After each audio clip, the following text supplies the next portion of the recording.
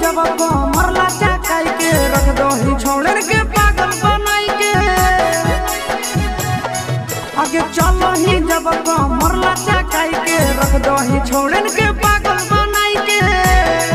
आगे टाइट कपड़ा में कसल जवनिया खिला है गोरे पर टाइट कपड़ा में कसल जवनिया खिला है गोरे पर के छोड़ी तोरा कमर रहिला बेजोड़ के छोड़ी तोरा कमर बड़ी बेजोड़ के छोड़ी तोरा कमर रहिला बेजोड़ के छोड़ी तोरा कमर बड़ी